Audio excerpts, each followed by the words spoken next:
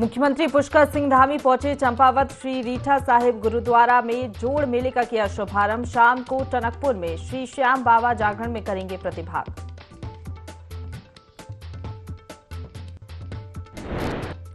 गंगोत्री के पास रोडवेज की बस हुई हादसे का शिकार, बाल बाल बची 32 यात्रियों की जान। रोडवेज बस के टायर सड़क से निकले बाहर।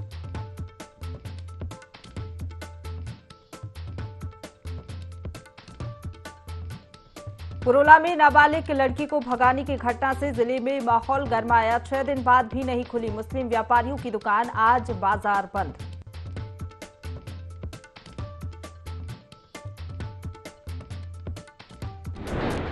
प्रदेश में फिर बदलेगा मौसम, पहाड़ के 6 जिलों में बारिश और बर्फबारी के आसार। मौसम विभाग ने जारी किया yellow alert.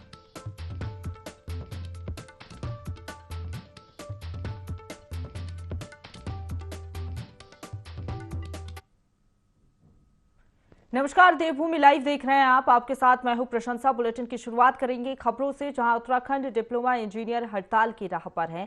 Uttarakhand diploma engineer महासंघ के बैनर तले इंजीनियरों ने सचिवालय की ओर कूच किया, लेकिन पुलिस ने प्रदर्शनकारियों को सचिवालय से पहले ही बैरिकेडिंग लगाकर रोक दिया। इससे नाराज डिप्लोमा इंजीनियर सड़क पर ही धरने पर बैठ गए और सरकार के खिलाफ जोरदार नारेबाजी की। इंजीनियर वेतन भत्तों में बढ़ोतरी और प्रमोशन की मांग कर रहे हैं।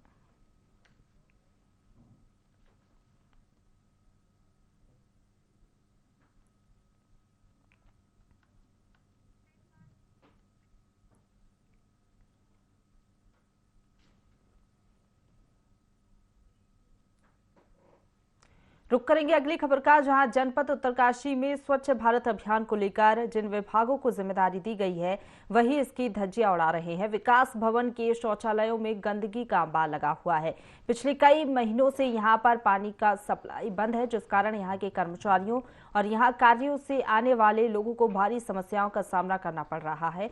सीडीओ का कहना है कि सभी विभागों को सफाई रखने के लिए निर्देश दिए गए हैं और 1-2 दिन में यहां के शौचालयों की सफाई सहित पानी की आपूर्ति हो जाएगी। वहीं समाज कल्याण अधिकारी का कहना है कि विकास भवन में शौचालयों की सफाई के लिए परमानेंट कर्मचारियों की व्यवस्था न होने के कारण ये असुविधा हो रही है।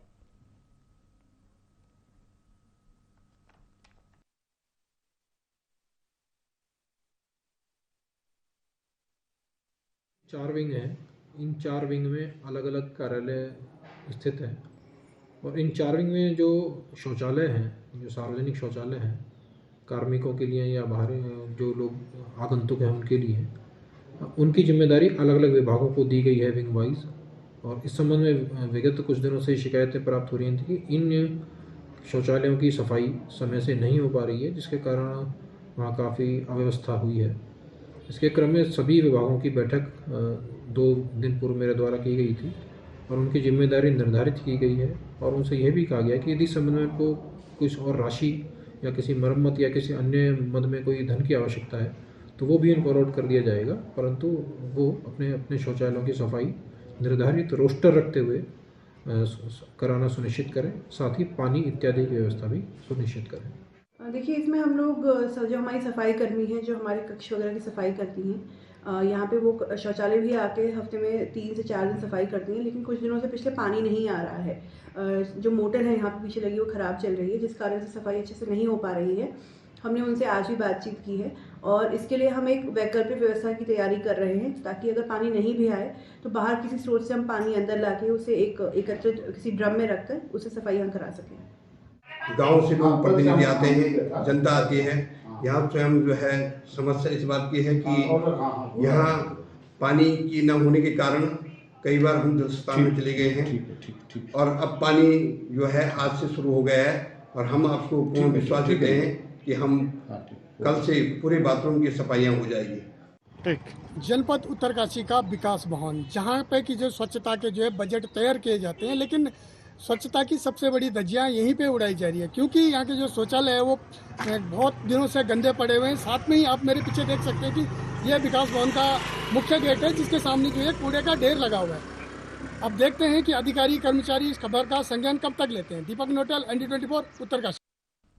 आगे बढ़ेंगे। मोदी सरकार के 9 साल पूरे होने के बाद देहरादून के बन्नू स्कूल में डिजिटल प्रदर्शनी लगाई गई, जिसमें उत्तराखंड में किस तरह से विकास कार्य हुए हैं उसे दर्शाया गया, जिसका जायजा लिया IND 24 के संवाददाता विनय सूद ने।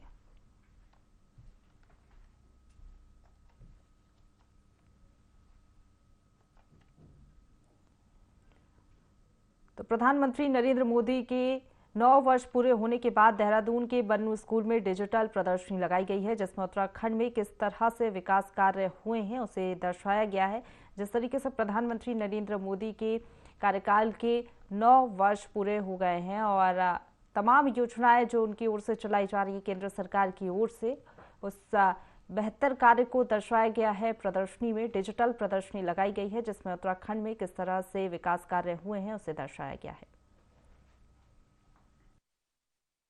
मोदी सरकार के 9 वर्ष पूरे होने के बाद उत्तराखंड की राजधानी देहरादून के बन्नू स्कूल में यहाँ पर एक प्रदर्शनी का आयोजन किया गया है, जिसमें कि उत्तराखंड में किस तरीके से जो है विकास कार्य हुए हैं उसको लेकर भी यहाँ पर जो है दर्शाया गया है। साथ ही साथ आप यहाँ पर देख सकते हैं कि जो प्रदर्शनी है वो किस किस तरीके से जो है यहाँ पर दिखाई दे रही है। प्रदेश के मुख्यमंत्री जो पुष्कर सिंह धामी हैं उनका भी यहाँ पर चित्र आप देख सकते हैं डिजिटल के माध्यम से कितना सुंदर यहाँ पर दिखाई दे रहा है।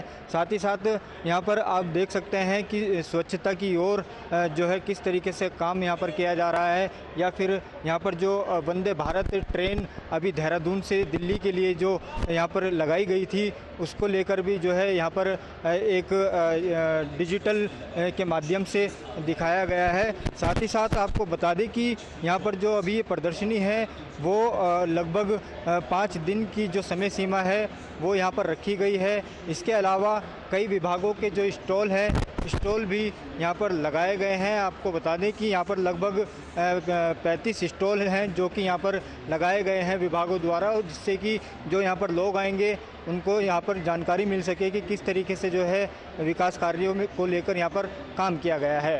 देहरादून से कैमरा पर्सन रिंकू के साथ विनय सूद, IND 24। आगे बढ़ेंगे। लक्सर में जियो फाइबर सेवा का उद्घाटन किया गया। इस दौरान उद्घाटन कार्यक्रम में बतौर मुख्य अतिथि के रूप में पूर्व जिला पंचायत अध्यक्ष चौधरी राजेंद्र सिंह और लक्सर विधानसभा क्षेत्र के पूर्व विधायक संजय गुप्ता के अलावा कई जानी मानी हस्तियां भी शिरकत करने के लिए पहुंची। बता दें कि जियो फाइबर में ग्राहकों को हाई स्पीड इंटरनेट के अलावा अनलिमिटेड लैंडलाइन कॉल्स और OTT एप्लीकेशन जैसी सुविधाएं मिल रही हैं, जिसके चलते अब जियो फाइबर लोगों की डिमांड बन गया है। वहीं भाजपा नेता निपेंद्र चौधरी ने कहा कि लक्सर क्षेत्र में जियो फाइबर की तकनीक अब इंटरनेट सेवा के अलावा अन्य विकल्पों को बेहतर रफ्तार प्रदान करेगी।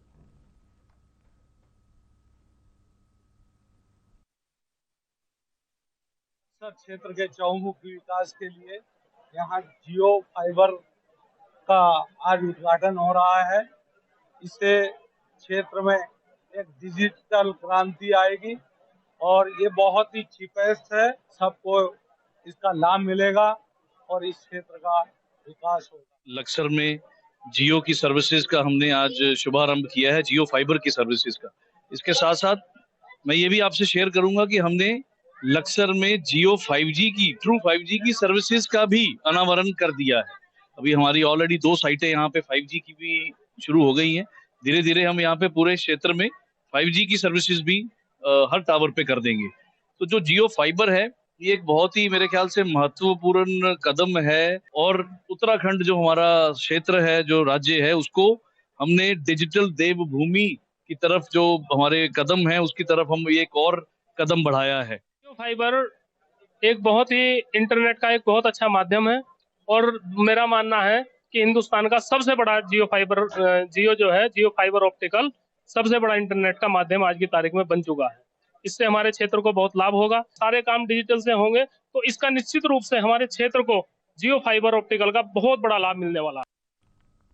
रुक करेंगे अगली खबर का, जहां 47 दिनों के सन्नाटे के बाद आज नीति घाटी का संपर्क मुख्य धारा से जुड़ेगा। नीति बॉर्डर और मलारी को जोड़ने वाला सामरिक महत्ता का वैली ब्रिज BRO द्वारा तैयार किया गया। BRO के उच्च अधिकारी लेफ्टिनेंट भूषण के मार्गदर्शन में तैयार हुआ है।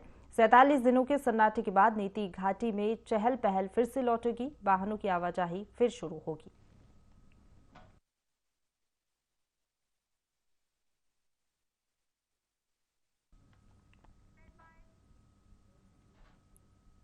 मुख्यमंत्री पुष्कर सिंह धामी की सुरक्षा में तैनात सुरक्षाकर्मी प्रमोद रावत ने सीएम आवास में खुद को गोली मारकर आत्महत्या कर ली।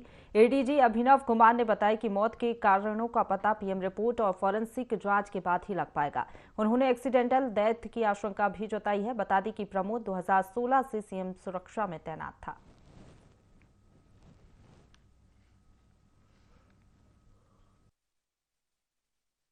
जो साथी थे, क्योंकि जनरली दिन में ज़्यादातर उसके साथी भी अलग अलग ड्यूटीज़ पे थे, तो अभी उनसे भी पता कर रहे हैं कि मेरे ख्याल से क्योंकि शायद बहुत इसका कोई हल्ला नहीं मचा था, ये सिंगल शॉट था, तो जैसा कि देखने से लग रहा है। और मांगा भी 16 तारीख से ही छुट्टी इसने, ठीक है। उनके घर में इस महीने के आखिरी में भागवत जागरण का कार्यक्रम था, ये है। कल इसका परिवार अपना भेजा है। मौसम विभाग ने एक बार फिर पहाड़ी जिलों में बारिश और उच्च हिमालय क्षेत्र में बर्फबारी का अलर्ट जारी किया है, जो जोशीमठ क्षेत्र में सटीक साबित हो रहा है। यहां सुबह से ही झमाझम बारिश हो रही है। वहीं चिनाब वैली, हाथी घोड़ी पालकी, नीलगिरी, स्लीपिंग लेडी, पीक, वर्मल, एराटॉप जैसे क्षेत्र की ऊंची चोटियों पर हिमपात जारी है। बहरहाल बारिश और बर्फबारी से निचले इलाकों में ठंड लौट आई है।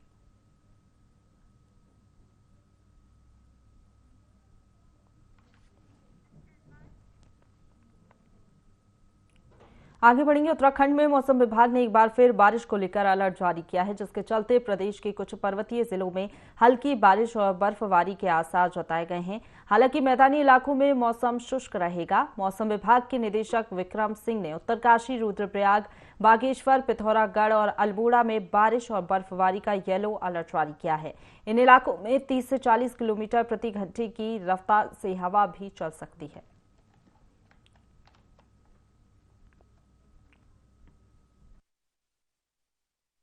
तारीख जून की हो गई है और देख ही रहे हैं कि जो एक्टिविटी चली रही तो कल उसका पीक ही था। आज से तो थोड़ी एक्टिविटी कम होनी शुरू हो जाएगी, पर फिर भी आप ये कह सकते हैं कि जो हमारे अंदर के डिस्ट्रिक्ट है, जहाँ चारधाम लोकेशंस भी है, उत्तरकाशी, चमोली, पिथौरागढ़, रुद्रप्रयाग या बागेश्वर है, और गढ़वाल के जो डिस्ट्रिक्ट उनमें जो चारधाम लोकेशंस भी अंदर वाले डिस्ट्रिक्ट्स में है, तो वहाँ पर तो आज भी अनेक जगहों तक में जो है हल्की मध्यम तक की जो बारिश है वो मिलेगी। और चारधाम लोकेशन में तो आप ये कह सकते हैं कि थोड़ी बहुत बर्फबारी जो है आज भी वो मिलेगी, जो 3500 मीटर या उससे अधिक ऊंचाई का जो एरिया है उसमें वो मिलेंगी। देहरादून के सनातन धर्म इंटर कॉलेज बन्नू रेस कोर्स में 9 वर्ष उत्कर्ष के विकास संस्कृति का महोत्सव और देश की 80 विकास यात्रा का कार्यक्रम रखा गया, जिसमें इंडियन आइडल सीजन 12 के विनर रहे पवनदीप राजन ने अपनी धमाकेदार प्रस्तुति दी। इस दौरान पवनदीप राजन के गानों पर वहां मौजूद दर्शक झूमने पर मजबूर हो गए। पवनदीप राजन की झलक देखने के लिए कार्यक्रम में युवाओं की भारी भीड़ रही।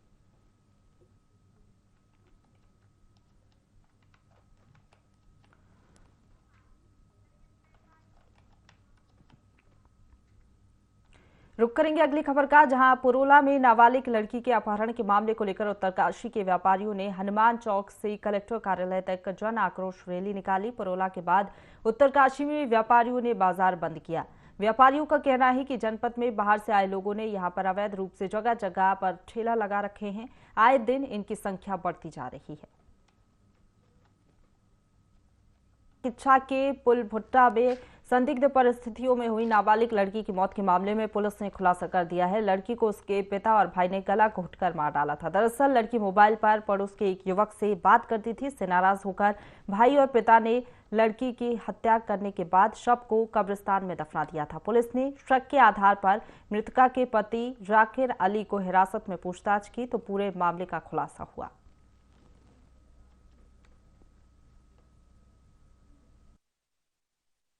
क्षेत्र में एक शिकायत हमें प्राप्त हुई थी, एक सूचना दी गई थी। बालिका की डेथ हुई है और इसका जो है दफन किया गया, लेकिन इसकी कोई सूचना पुलिस को भी नहीं दी गई और निकट के परिजनों को भी नहीं दी थी। तो इसमें आशंका व्यक्त की गई थी और इसी क्रम में फिर हमने 176(3) धारा CRPC के अंतर्गत मैजिस्ट्रेट के सामने जो है एक्सह्यूमेशन की कार्रवाई करी थी। दफनाई गई बॉडी को हमने फिर से लिया था कब्जे में और इसका पोस्टमार्टम के लिए हमने कार्रवाई करी। पोस्टमार्टम के बाद ये जो तथ्य सामने आया कि ये जो है एक हत्या का मामला है और इसमें तहरीर प्राप्त होते ही हमने मुकदमा लिखा है। इसमें जाकिर अली जो है जो पिता हैं उसको हमने गिरफ्तार किया है और दूसरा जो अभियुक्त है यूनुस अली जो इसका भाई है मृतका का, उसको उसकी तलाश जारी है और उसको भी जल्दी गिरफ्तार किया जाएगा। उधम सिंह नगर जिले की पुलवट्टा थाना पुलिस ने ऑनर किलिंग मामले का खुलासा किया है। विगत पुलिस सूत्रों से मिली जानकारी के अनुसार विगत 22 मई को ऑनर किलिंग के चलते पिता और पुत्र ने नाबालिग पुत्री की गला घोंटकर हत्या कर दी और उसके शव को दफना दिया। शिकायत मिलने के बाद पुलिस ने 27 मई को कब्र से नाबालिग पुत्री के शव को बाहर निकाला और उसके बाद में पोस्टमार्टम के लिए उसके शव को भेज दिया था। जांच के दौरान इस बात की पुष्टि हुई कि आरोपी जाकिर अली और मृतका के भाई यूनुस द्वारा नाबालिग की गला घोंटकर हत्या की गई थी। फिलहाल पुलिस ने आरोपी पिता जाकिर अली को हिरासत में ले लिया है और यूनुस की तलाश जारी है। अपने सहयोगी यशवंत के साथ राजू सहगल, IND 24 न्यूज। उत्तरकाशी गंगोत्री राष्ट्रीय राजमार्ग थराली के पास एक बड़ा हादसा होते होते टल गया। यात्री बस का टायर सड़क से बाहर की तरफ झुक गया। यदि बस पलट जाती तो बड़ी जानहानि हो सकती थी। हालांकि सभी यात्री सुरक्षित हैं और मार्ग को यातायात के लिए सुचारू कर दिया गया है।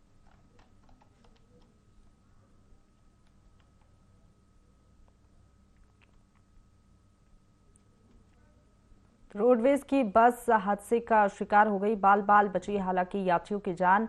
बड़ा हादसा होते होते टला है, मार्ग यातायात के लिए सुचारू कर दिया गया है। बता दें आपको करीब 32 यात्री इसमें सवार थे। रोडवेज बस के टायर सड़क से बाहर निकल गए जिसके चलते ये बड़ा हादसा होते होते हालांकि टला है। रोडवेज की बस हादसे का शिकार हुई।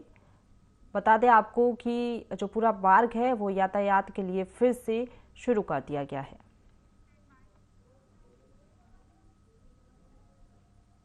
आगे बढ़ेंगे। पिथौरागढ़ में बड़े स्तर पर सत्यापन अभियान चलाया जा रहा है जिसके तहत आपको बता दें बाहर से आए लोगों का वेरिफिकेशन कराया जा रहा है। जांच में मुजफ्फरनगर के एक युवक का फर्जी बर्थ सर्टिफिकेट पाया गया जिसे पुलिस ने गिरफ्तार कर लिया है।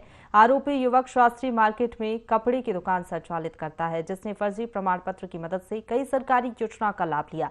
साथ ही इस मामले में पुलिस ने फर्जी प्रमाण पत्र बनाने वाले 2 अन्य लोगों को भी गिरफ्तार किया है।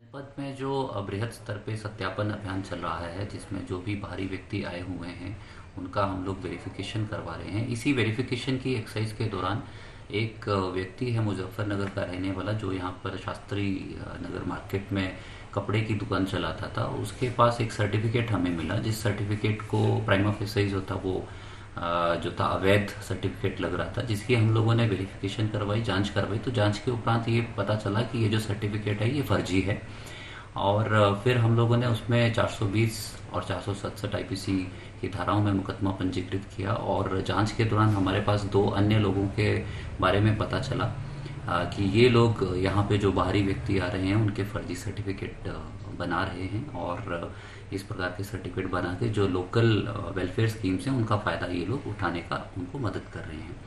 आज हमारे द्वारा कार्रवाई करते हुए इन तीनों अभियुक्तों को जो है गिरफ्तार किया गया है और गिरफ्तार करने के उपरांत आज माननीय न्यायालय में पेश किया जा रहा है। चंपावत पुलिस ऑपरेशन क्रैकडाउन चला रही है जिसके तहत पुलिस और SOG ने नेपाली चरस तस्कर को गिरफ्तार किया है। आरोपी 5 किलो चरस लेकर आ रहा था। बरामद चरस की कीमत लाखों रुपए बताई जा रही है। बता दें कि ऑपरेशन के तहत पुलिस अभी तक करीब 10 किलो चरस पकड़ चुकी है।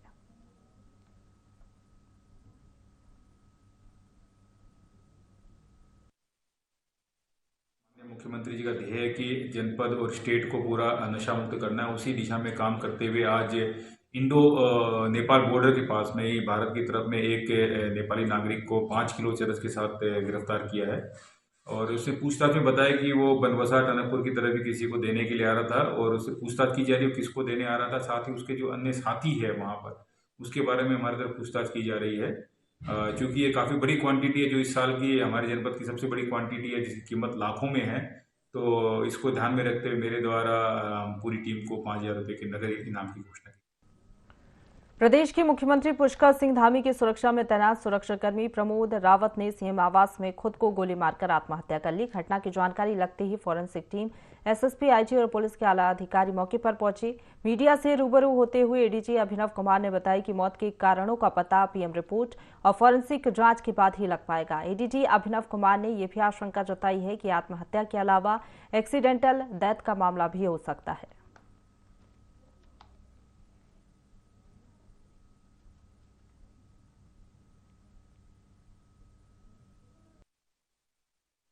हम लोगों को सूचना मिली थी AK-47 राइफल्स है घटना। देखिए अभी जो उसके आसपास जो साथी थे, क्योंकि जनरली दिन में ज़्यादातर उसके साथी भी अलग अलग ड्यूटीज़ पे थे, तो अभी उनसे भी पता कर रहे हैं कि मेरे ख्याल से क्योंकि शायद बहुत इसका कोई हल्ला नहीं मचा था, ये सिंगल शॉट था, तो जैसा कि देखने से लग रहा है।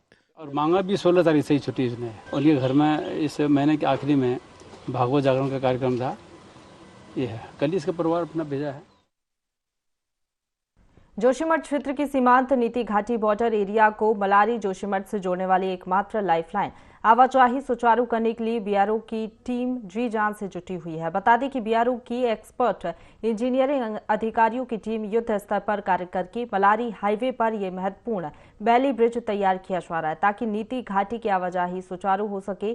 बीआरओ की मशीन से ब्रिज के गार्डर पार्ट्स को जोड़ने का कार्य किया जा रहा है। खराब मौसम की वजह से निर्माण कार्य में दिक्कतें आ रही हैं। बताया जा रहा है कि 48 दिन पहले इस जगह पर एक भारी लोडेड डंपर के गुजरने से ये ब्रिज क्षतिग्रस्त हो गया था।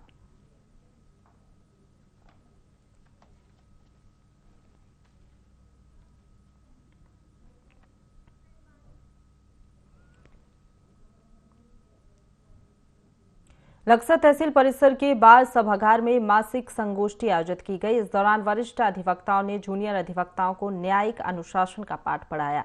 एडवोकेट एसोसिएशन के अध्यक्ष विकास पवार ने कहा कि संविधान एक जीवन ग्रंथ के समान और परिवर्तनशील अपेक्षाओं से घिरा होता है, जिसे लेकर समय समय पर अधिवक्ता नए नए आयाम और कई चुनौतियों को लेकर परिचित होता रहता है, मगर ऐसी परिस्थितियों के साथ अपने शांत स्वभाव को साझा रखकर न्यायालय परिसर में अनुशासन को बरकरार रखना प्रत्येक अधिवक्ता की अहम जिम्मेदारी होनी चाहिए।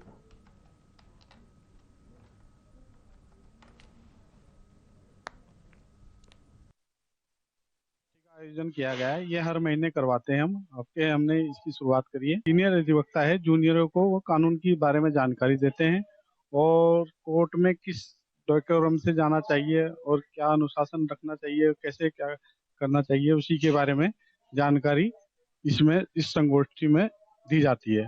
और हमारा यही उद्देश्य है कि सब जूनियर अधिवक्ता इस संगोष्ठी का लाभ उठाएं और सब ज़्यादा से ज़्यादा संख्या में मीटिंग में आए और संगोष्ठी का लाभ उठाए और कानून के बारे में जानकारी प्राप्त करें। और सीनियर अधिवक्ता हमारे वो इस कानून की जानकारी दे रहे हैं, यही हमारा उद्देश्य है। ये संगोष्ठी हम पिछले महीने भी करी है और उससे पिछले महीने भी।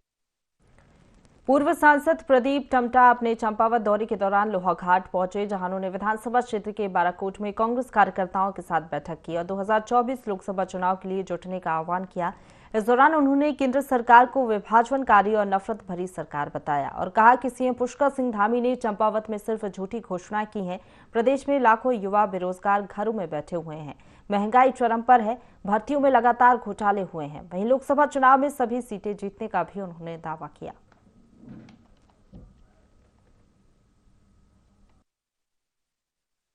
सीएम धामी का 1 साल का चंपावत का हो, विधानसभा का हो या एज ए मुख्यमंत्री उनका कार्यकाल हो, विधानसभा अच्छी चंपावत के लिए भी, राज्य के लिए भी निराशाजनक है और बहुत ही पीड़ाजनक भी है। इन 1 सालों में जब सीएम धामी चुनाव लड़े थे, खुद इन्होंने कहा था कि 20 से 24 हजार सरकारी पद राज्य में खाली पड़े हुए, हम उनको भरेंगे। 1 साल हो चुका, उन पदों को भरने की बहुत दूर की बात है।